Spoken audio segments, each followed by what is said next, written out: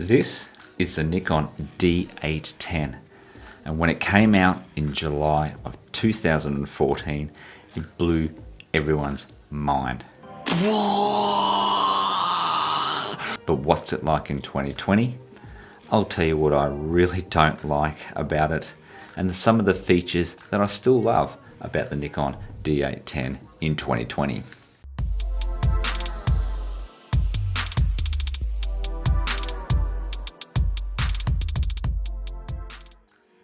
The first thing that really puts the D810 behind the current generation of cameras, especially the mirrorless ones, is its weight.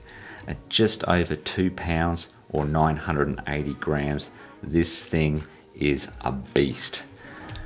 When it came out in 2014, packed full of features in a professional body, that came at the price of weight.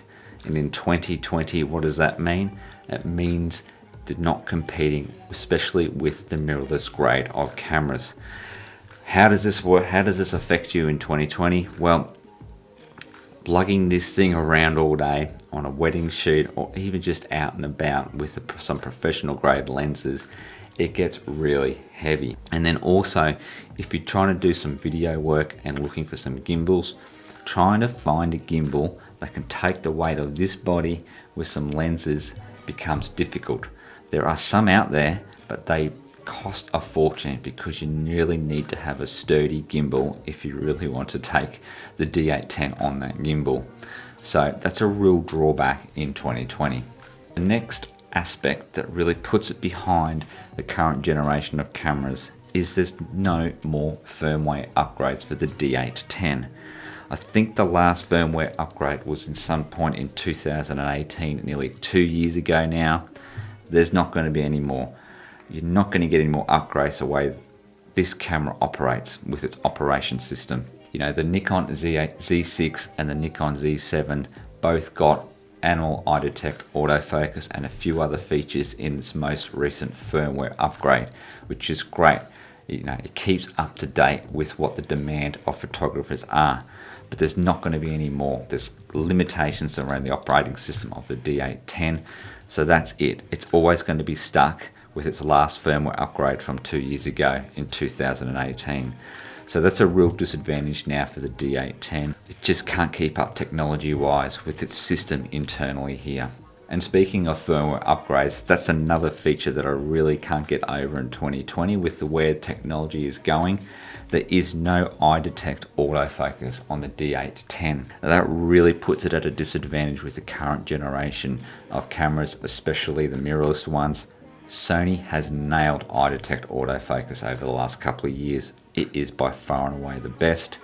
Canon, with their new mirrorless range of cameras, has also got eye detect autofocus, and then Nikon with the Z6 and Z7 and their firmware upgrades has a decent IAF as well.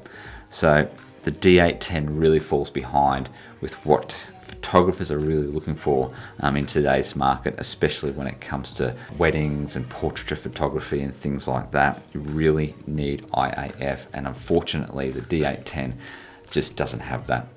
And the last feature that I really don't like about it, and I really hate, is its video autofocus. It is absolutely disgraceful. Like, I can't understate that enough. The video autofocus on this is horrendous. I'm filming at the moment on a Nikon D7100, and what I have to do with both that and the D810 if I ever want to do video is I have to pick my focus point and then move that over to manual focus so it doesn't hunt anymore. And so you can see on this video that I took here when I'm on AFF and then in face detect autofocus for video, it constantly hunts. Even when you're not moving, the video autofocus will constantly hunt, and it's just unusable. The footage is absolutely unusable. The video focusing on the D810 is a disgrace. I can't understate that enough. So if you're looking to do video, some video work with a camera, I do not recommend using not only the D810 but also any of the Nikon digital SLR range. It just does not have a usable autofocus system. Unfortunate, so sad. But even though there's some things that I really don't like and they don't stack up in 2020, there's still plenty of features in the D810 that stack up today, and it's still a really good camera for certain things. So what do I really like? Well, firstly, the thing that I really love about this is its sensor. It has a 36.3 megapixel full frame sensor in this body.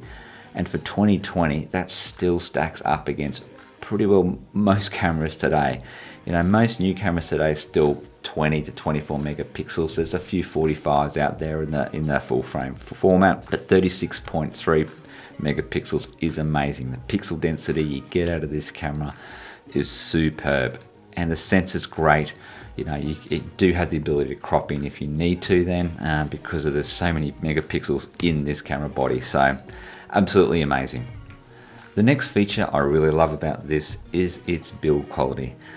You know, the downside is the weight, like I mentioned before, but in return for that, you get absolutely amazing build quality out of the D810. Like I mentioned before, it's a professional grade camera, and it's built like that as well. So you know it's going to work first time, every time.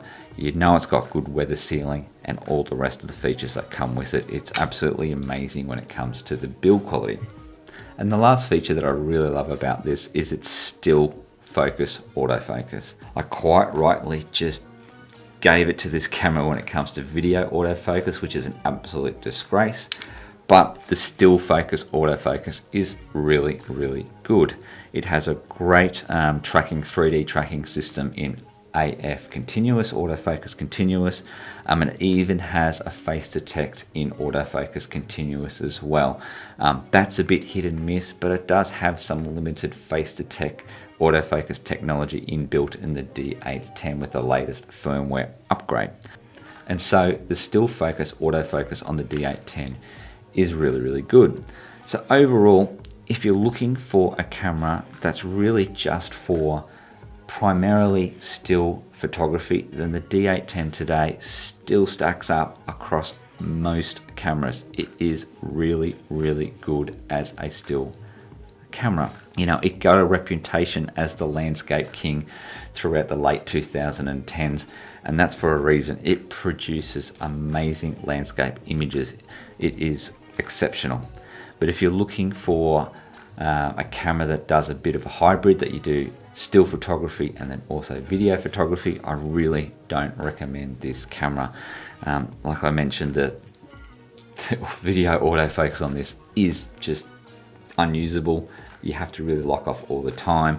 It only goes to 1080p. It doesn't go to 4K with a lot of cameras do.